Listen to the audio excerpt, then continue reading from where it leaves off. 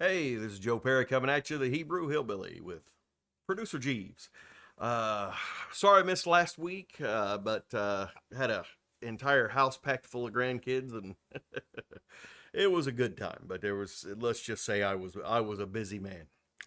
But we are coming at you this week. We have a couple of subjects, or we're going to cover gun safety. We're just going to start on the basics with that, as far as different types of handguns, styles of handguns, and the safety devices involved with them. And of course, we'll have our movie picks. But first thing I want to come at you with is something pretty heavy. Uh, and that is this. I keep hearing this like there is a call to religion in this country, and which is good. There are more people attending church. There, whatever church it is that you are attending, is as long as you believe, and you run your life through the tenets of the I guess the children of Abraham would be about the best way I could say it, or even Buddha or Vishnu or whoever. As long as you have a God that is your external anchor for belief, then you're in good shape. And I totally support whatever you're doing. I mean, of course, like you wanted my support, like I care. But one thing I wanted to get into this was, there's supposedly people keep talking about atheism and how it's on the rise, and uh, these people who are attacking religion, or uh, no, I won't even get into that.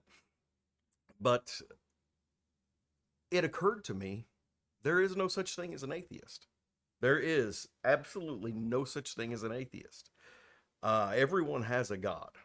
Everyone does. Every man, woman, and child on this earth. The problem is that if your God is not Hashem or Buddha or one of the others, then gods tend to be things like politicians, political beliefs, uh, even in some cases, famous people. They and those are, let's just say those are not the most productive of gods. I'm trying to be nice about it, because with a god like that comes moral relativism, and moral relativism is probably the worst thing that's happening to our country now. It's I mean, I'm constantly hearing Donald Trump is like he's Satan, he's a Nazi, he's this, he's that. Like I tell people on the left all the time, Donald Trump is not some demon shat from the womb of Satan, okay? And like I tell people on the right, he is not some god or some demigod. He's not. Uh, that's he's a New Douchebag York. New Yorker. He's a New York real estate cat who became a reality TV star, who then ran for president. And that's all he is. Some of his decisions are intelligent, some of his decisions are good, some of them are bad. I support his good decisions. I oppose his bad decisions, the same as I have with every president. Okay. But there are too many people out there whose religion is their politics or their political bent, and their virtue seems to come from whatever those politicians are telling them is virtuous. And that, I think, honestly is why we're ending up with so many of these wackos that are taking shots at everybody. It's gotten crazy. People think, okay, uh, if you have, let's just put it this way, if you have a politician, a TV personality, or any other human being who you are following, who you love, who you respect, who you absolutely believe everything that they are saying to you, because they are saying it to you,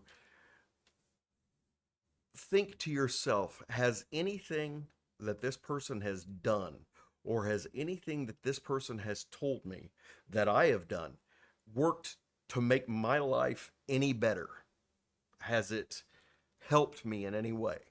Truthfully, not emotionally, not that because it makes you feel warm and fuzzy because you donated to some charity. I'm talking about in practical application in your life. Because I mean, I've watched several on the far left, or that have told people, like during holiday celebrations, to go out there and intentionally pick fights with your relatives. You have to think about how silly that is. Now, you may have a strong political belief, and I tell you the truth, I have people of all different political stripe in my family, all different, and we all get along and we all love each other. We may disagree on something, we may disagree on a lot of things, but we still love each other and we care about each other. But if you have some politician or some talking head uh, screaming at you through a computer screen or a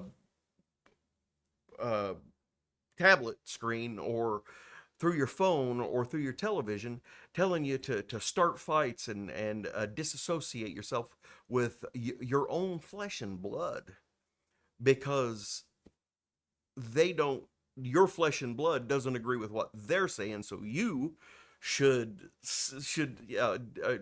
disavow yourself of them. That's your blood.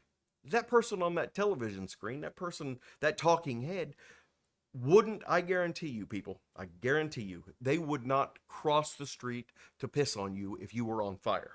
Okay, they don't care anything about you. No politician does. They care about your vote.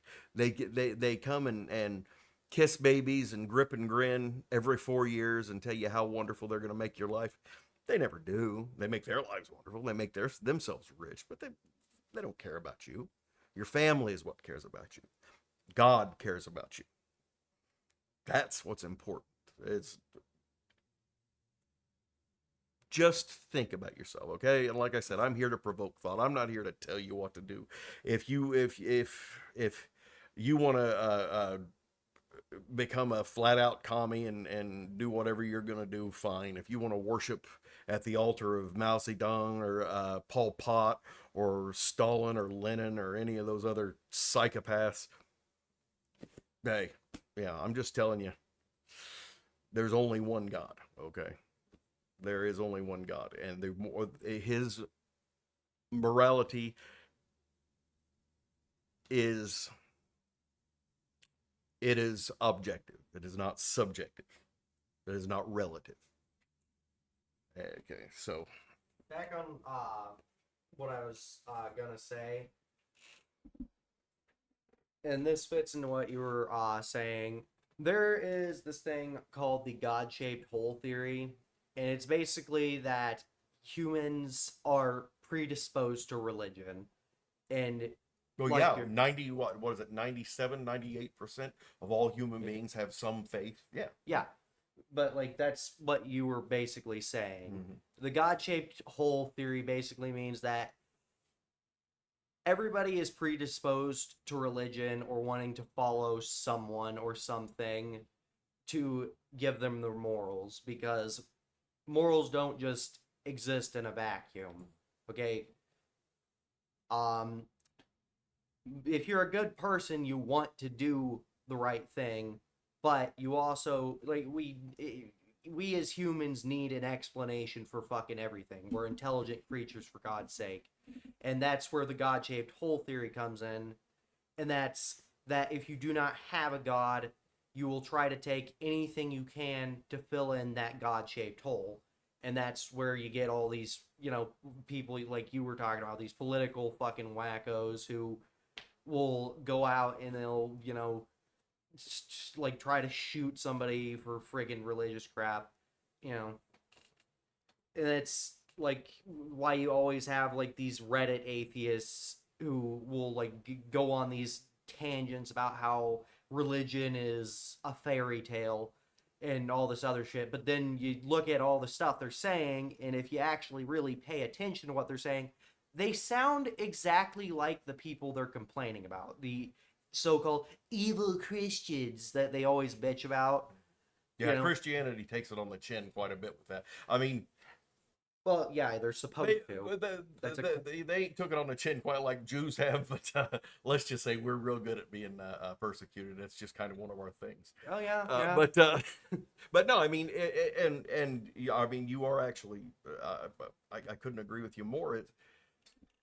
I was gonna make a point, and I done lost it because that happens to me all the time. You know, it's part of being old. No, what was the point I was gonna make?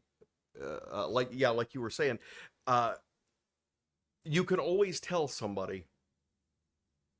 I mean, these people, especially the ones that attack religion, attack it, you know, relentlessly. There's only a certain religion that they attack. Generally speaking, it's not all religion. It's not all belief. They'll claim to be an atheist, but they'll attack Christianity or they'll attack Judaism. They'll even claim to be another religion and attack Judaism or Islam. They will attack, but Islam doesn't get attacked a lot because it tends to attack back. But uh, they will. Let me put it this way: for anybody out there who's listening to this, and anybody out there who feels in any way that intelligence, because I hear this a lot in academia, uh, intelligence would preclude you from ever being involved in religion. When everything I see in science, everything now, of course, I have to say I'm prejudiced because I am a Jew, but my view is tainted by the fact that I see God in physics, that I see God in chemistry, that I see God in everything, in the questions that can't be answered, but moreover in the search for the answer to those questions. That is what God gave us. Well, in the excuse me, in Genesis, when God is saying that uh, I will create him in my image and in our likeness. What God means now, people think, well, that means God's a man. That means God's a human. That means God's got physical form. No, that's what is meant by the second part in our likeness. A likeness is this, what you're seeing, the physical being. The image, and now an image could be a physical image, but image moreover in this means in like when people talk about their image, how others see them or how they see themselves. In that, the image that you have been given is the one thing that the two things really, in my opinion, is, like I said, my opinion, that we have that no other animal, no other creature on this planet has, and that is morality and ethics. That is the image of God. And with free will, we have the choice to obey morality and ethics. And those are the gifts that Hashem gave us. Those are the gifts that is the image of Adonai. And that is what is most precious about us. But like I said, if you believe absolutely, unequivocally that it is that there is no intelligence, that there is, or that an educated person could not believe in God, look at the scientific method. Because I can tell you, as a relatively intelligent human being, that I could be wrong. That there could absolutely, quite probably, quite possibly, be absolutely no God. When we die, we're just dirt. It doesn't matter. Nothing we do on this planet matters. It's all the whole dust in the wind song, uh, and I have to accept the fact that that is a distinct possibility. Everything I see points me away from that. Everything that I believe points me away from that. But that I can say that, and the so-called atheist or scientifically based mind absolutely refuses to believe in any way that there is a god. I can accept the possibility of their hypothesis, but they have absolutely no ability to accept the possibility that there is a god of my hypothesis. Shows a certain lack of scientific vigor there, if you ask me. Or, But or in layman's terms, if you can't accept the possibility that you're wrong, it's because you're stupid. well, not really because you're stupid. Yeah, actually, it is because you're stupid. Because this is one thing I wanted to get into. Yeah, you're exactly right. There are three types of wanting when it comes to intelligence. One is a dumb person. Now, a dumb person, and I don't know if these are definitions, but it is just how I have come to understand it. If you are dumb, it's real simple. You don't have the ability to learn. If you are ignorant, then you have the ability to learn, but you have not been given the information. If you're stupid, then you have the ability to learn. You have been given the information. You just choose not to use it.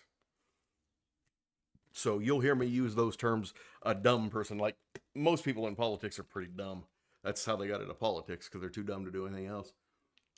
I've heard that one before. But, and like I said, an ignorant person is a person who just has not been given the information. If you are once an ignorant person has been given the information, they cease to be ignorant, and they use the information the way you should use information for value, for gain. A stupid person can be given all the information in the world, and they're just blah, blah, blah, blah, blah, blah, blah, blah, I refuse to believe. I refuse to believe. So, and that's stupidity, and quite frankly, yeah, if you've been given the information and you absolutely dismiss outright without even giving it thought, you're pretty stupid. Okay, now we're going on to the second portion of this. This is going to be a gun safety. What is that? Hold on. Piss break.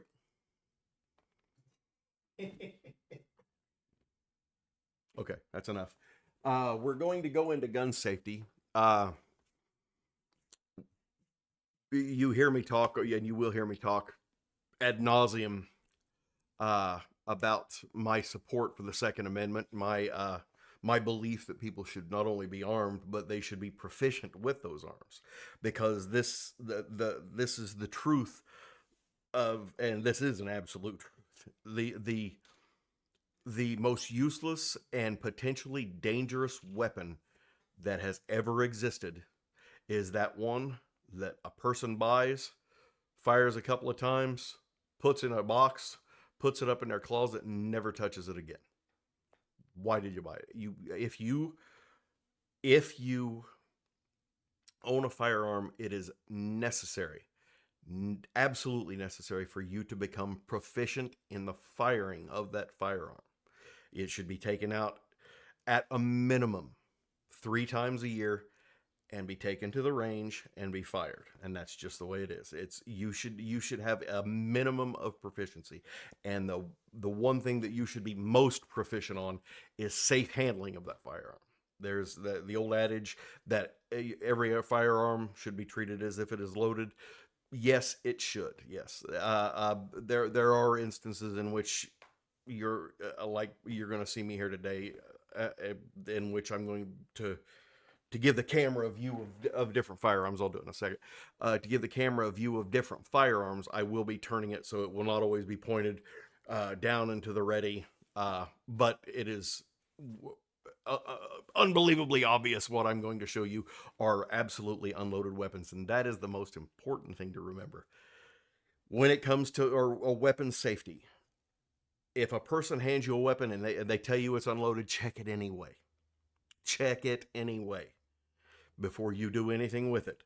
Don't be like that fucking one chick who shot her fucking friend in the face because she was toying around with her boyfriend's gun. It was a couple of years ago that happened.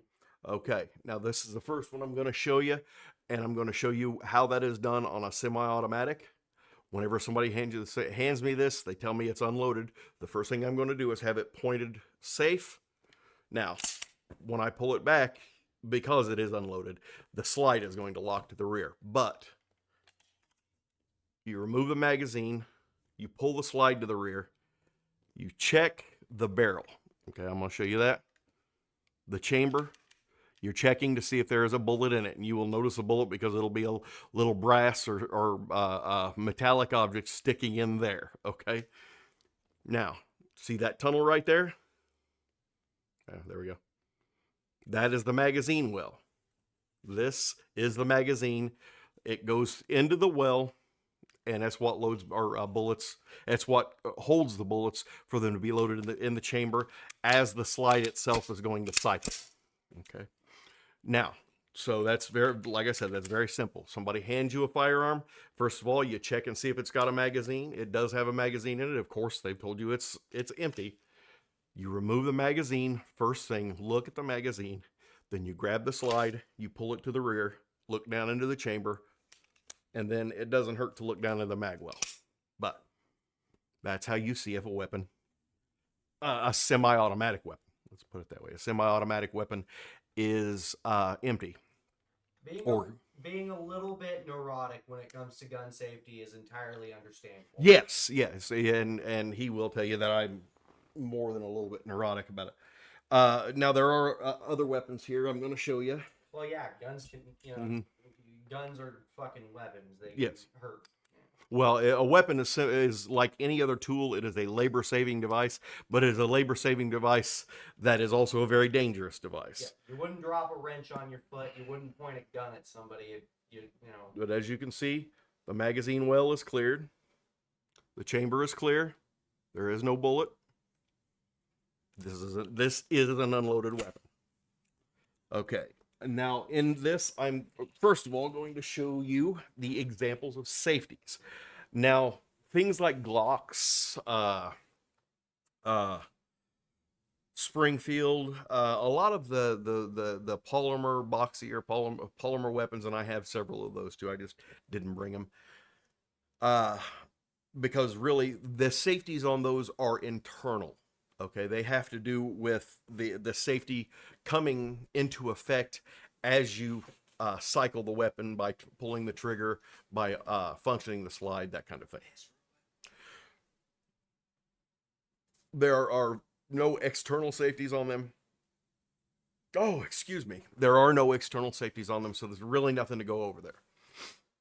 And if you go to a gun store, they will show you the weapon and they will show you the safeties, and they will, of course, if it's a gun store, it's even worth its salt. They're gonna help you out with that. What I do want to go over is the different types of external safeties. Now, this is a Beretta 92. It has what is referred to as a slide-mounted. Of course, I checked the weapon; it's clear. It has what is called a slide-mounted or a Walther style safety. You'll hear a lot of oldsters like myself call it a Walther style safety. And actually, I kind of like this safety above others because of its function. Because it is up here on the slide. What it does is, as you turn it down, there's a firing pin, which you're not going to be able to see in this light. But what it does is it blocks the firing pin, and it decocks the weapon. Need to see something in the light? And no, it wouldn't. Nah, it's no real need. If you buy one of these, you'll see it. Now, what this is now this weapon is on safe. So even if you do cycle around into the chamber as you load it, it creates a very, very, very safe weapon. And I do enjoy this style of safety. I do like this. Of course, I happen to be a big fan because this is what I carried when I was in the Army. It's just a great weapon, and I like it. And I especially like this style of safety. Now, this is a 1911. Of course, like I said, it's empty. Chamber's empty. Now, on the slide release on this, or I'm sorry, on the safety for this weapon, there are two external safeties that you are going to use. One is this thing on the rear. Let me get it there. That's called a beaver tail. What happens is that weapon is safe and will not fire until that beaver tail is compressed. And that means until you actually grab the weapon and are holding it in your hand to fire it, that's how you engage that safety. The second safety, because this is what's called a single action weapon. It is a single action function. Uh, in that, if the hammer is down and you pull the trigger, there is no function to it. You have to manually pull the hammer back in order to start the cycling process for the trigger itself to work. But when you pull the hammer back, because there are people who like to carry this weapon ready to go, what's called cocked and locked, which is where they will cock the hammer. They will have a round in the chamber, which is honestly, some people like doing it, some people don't. I have before. I generally don't, but I have carried it like that before. But one thing that it also gives you is not only do you have that beaver tail grip safety, but it has what is called the 1911 style safety, which is right here under your thumb. Well, on this side, it's under your thumb. Right there. You get or push it up. It disables the hammer. They got the beaver tail compressed. What it does is it blocks the hammer, and on the 70 style, it just blocks the hammer. There's also an 80 style, which has a disconnect for the firing pin, which also unless it's I'm not getting into that. It was a dumb idea to put it on a 1911, but a lot of weapons have it, and it's passive, but it just makes 1911 kind of a pain in the ass if you're into building them, rebuilding them, modifying them like I do. You gotta keep aware of that for whatever parts you're getting. But anyhow, that is what's called the 1911 style or frame mounted safety. The difference between the Walther and the 1911 is one's up here, one's down here. One are decocks and or puts on safety. The other one is just basically a hammer block. Okay. Now, there's also a weapon that I've had. Actually, I've had this weapon for 30 years. I'm going to show it to you. Show you that it's empty. Chamber's empty. Okay. This is a SIG P228. Now, I know over the past 10, 15 years or so, SIG has come out with a lot of different polymer weapons, a lot of different new weapons. There was a lot of excitement around them. I've been hearing some things that they've had some issues with them lately. I don't know anything about SIG as far as that goes. The new SIG, the new company, I have no knowledge of it. Stayed away from it. Haven't really worried about it. The 320s and whatever the 369 or 5 or whatever, with all these new polymer interchangeable weapons they've had. I've heard some people who have had them who swear by them and love them. Some people who've had them and are not very fond of them for whatever reason. And like I said, I'm not going to bag on SIG because this weapon I bought in 1997. In March of 1997. I've had this weapon for 29 years. This is the SIG P228. It is a shortened version of the SIG P226, which I don't know if the 226 has a larger frame or not. I think it does have a slightly larger frame, but it does have a longer barrel. It's about 1.5 inches longer than this one. This is basically the compactor version. This weapon, like I said, I've had for 29 years, with the exception it had plastic grips originally, and one of them was cracked because it fell out of a holster and it tumbled up. I mean, it fell about 30 feet and it just cracked the handle. So I put new grips on it. That is the only thing I've done to it. I've fired, I would say, it has to be at least 5,000 rounds through this weapon without a single malfunction over the years. I've carried it on and off. Sometimes it's my carry. Right now it's my carry. Sometimes I like to switch up my weapons, what I carry on me. But there are several that I carry. But this right now is what I've been carrying for the past couple of months.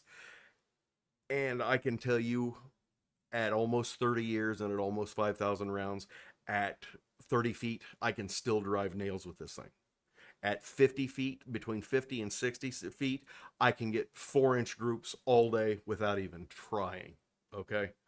And it doesn't have any lasers. There's nothing fancy about it. This is by far the most superb firing weapon I have ever handled. Now, I don't know anything about the new SIGs, like I said, but if you get your chance to get yourself a SIG P226 or the SIG 228 like this, I highly recommend it.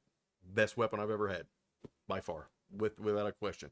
And this thing, what I like about it, and I don't know if the new SIGs have this same style of safety or not, but this doesn't actually have an external safety. It has internal safeties also, but it does have this lever right here, which what this lever does, put it right there, is it is a decocker.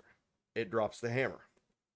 So if, or once you chamber around, you want to carry it a little bit safer, you just pull down on that switch and it decocks the hammer for you. But it is, I can't say enough good about this weapon. Superb. Now, let's move on to weapons that have absolutely no external safety. But you can still clear them very simply by, you see, keeps falling open. You see the chambers? They are all empty. That's whenever you clear this weapon, whenever somebody hands you a weapon like this, it is a revolver.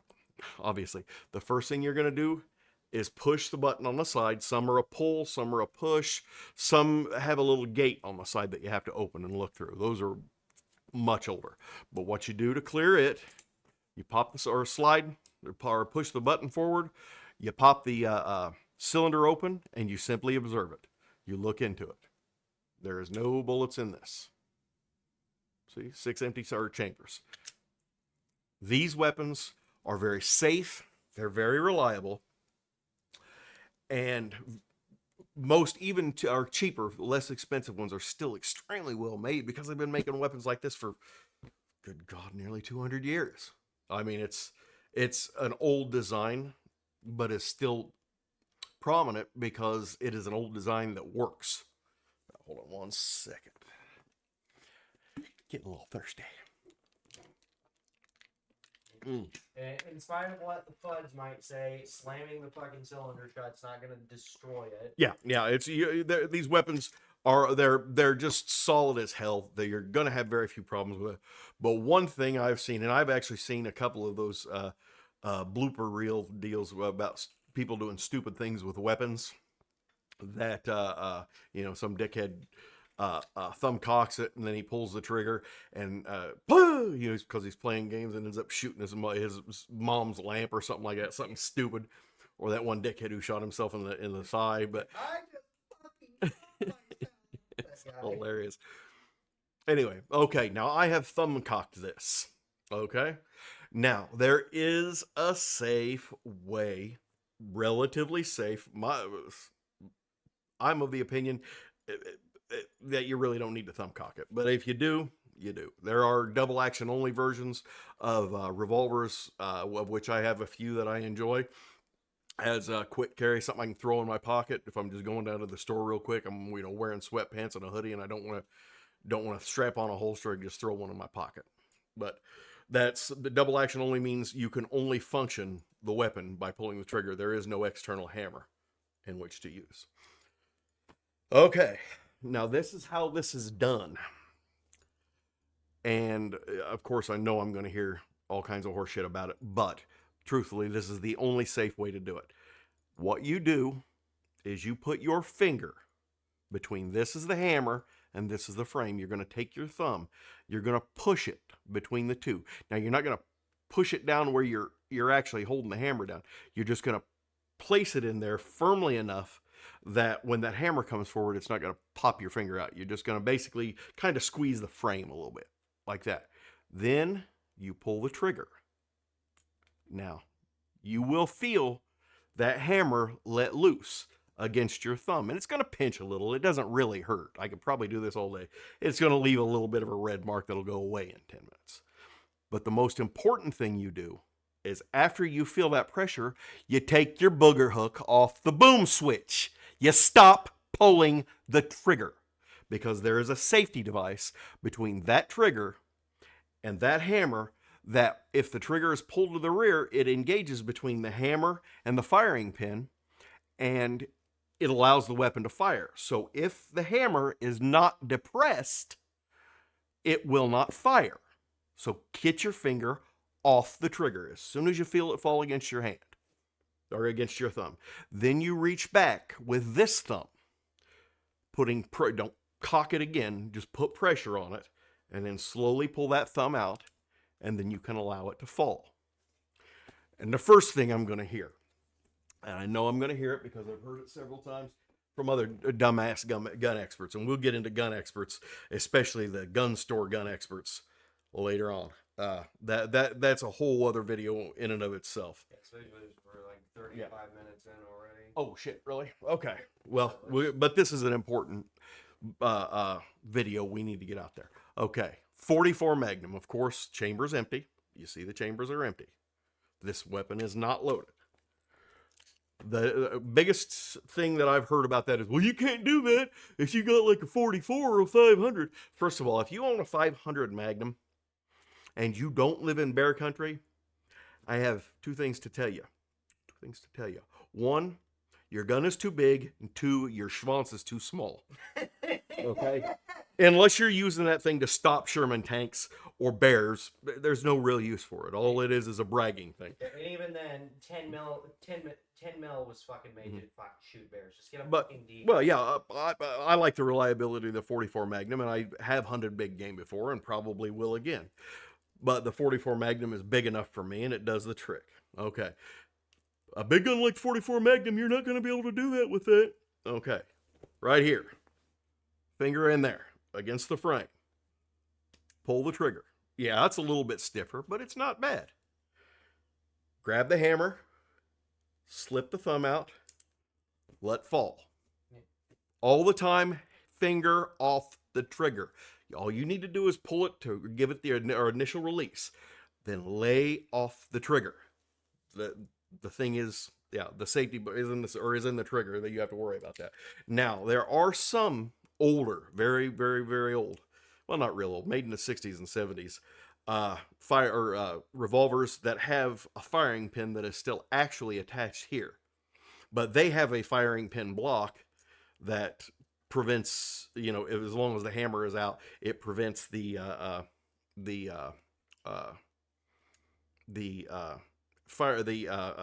hammer mounted firing pin from making contact. And in that too, you can do the exact same thing with it. It'll give you a little bit of a pinch at the top, but you can still do it. It's uncomfortable, but you can do it. The same with it. If it's uncomfortable for you, there's a really good solution to that. Grow a pair. Well, no, if it's uncomfortable for you, there's a real good solution to that. Don't thumb cock it. There's no real need. It cycles. Yeah, I mean, there are some weapons, some old single action revolvers that you have to do that. That's okay, no problem. But yeah. I mean, like I said, it's a matter of personal taste, and honestly, I'm of the opinion that even if I'm going to thumb cock a revolver, I'm not going to do it until I already have my target in sight and I'm ready to pull the trigger. Maybe if I need it or need to. Maybe if I'm shooting something that's got a little bit more distance to it, it's not as close to me, and I need to make a slightly more accurate shot, I would just go ahead and cock back the hammer in order to give a smoother pull to the trigger. But generally speaking, I don't really bother with it. If I honestly, it's an extra step that's not really that necessary.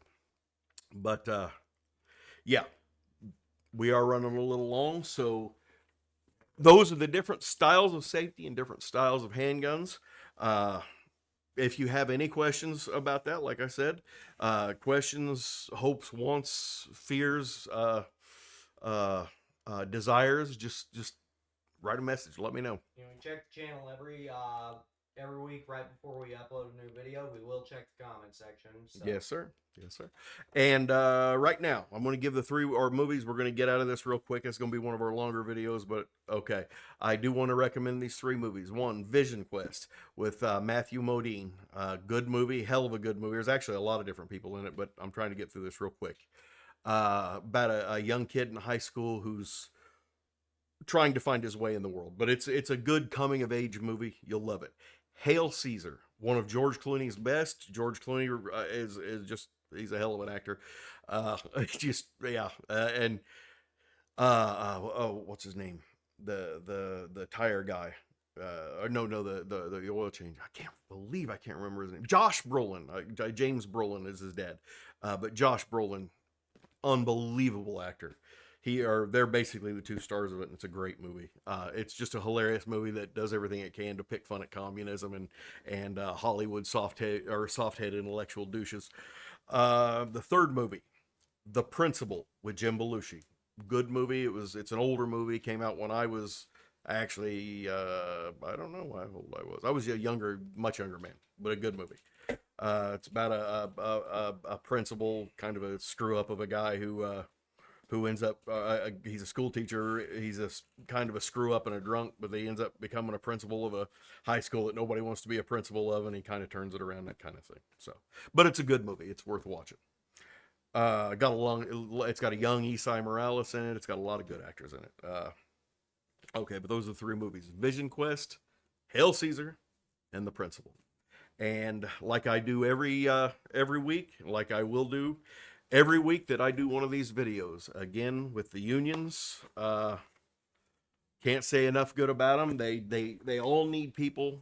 Construction in this country is going out of control, and the difference between what I do and what a non-union person who does what I do does is roughly I make twice as much as they do. Of course, I do things in half the time, and you can give me a drug test and be relatively sure that I'm going to pass it, because I can honestly tell you, when I see non-union operators doing a job, I talk to them. I stop, talk to them.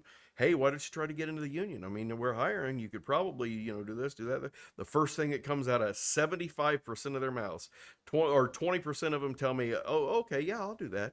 5% of them, oh, my dad owns this company. Or my uncle owns this company. That's who I work for. But the other 75% of them are, the first thing comes out of their mouth is, do you got to take a drug test for that? Well, yeah. Oh, well, hell with that, I ain't doing it. Okay, then stay poor. Yeah. There's certain sacrifices you got to make in life. But like I said, for the unions, I cannot stress enough Leuna, IBEW, pipe fitters unions, the carpenters union, carpenters and joiners unions. I mean, look into any one of them. Where do you go to get into the carpenters union? I've been looking. I've been thinking. I believe there's one, and I don't know if I can say I can say the name of the town because piss on them. Muncie has there's a headquarters for the carpenters union up there. If you just text Muncie. I know it's a bit of a drive, but I know theirs is in Muncie. I don't know where. I think the IBEW is in Kokomo, if I'm not mistaken. Leuna's they've got them all over the place. But yeah, just Leuna is the laborers union, and like I said, if you have no experience whatsoever, that's a good way to get in there, because they will take you. Well, to a certain extent, they're going to take people with experience first, but if they need you, they'll take you. And they will train you for everything, just like all the other unions will. Of course, the electrical workers union, there's tests you got to pass, so you have to have some experience, you have to have some knowledge of it, that kind of thing. Same way with the operators union, same way with the carpenters union. They're going to ask you a few questions, but it's nothing too hard that a relatively intelligent person is going to have too much in the way of trouble with. And if you don't think you can pass the test, tell them. They'll give you a textbook. They'll give you a book to get you started on what you need to know, give you practical knowledge. But it's the best way to go, and you will make good money doing any of them. It's a great way to go and not end up in debt to, about here for college loans. So, but anyway, that's Producer Jeeves. This is the Hebrew Hillbilly, Joe Perry, coming at you from the beautiful Midwest. We will see you again next weekend. Shouldn't be any issue as far as that goes. Be coming at you next Sunday. Shalom.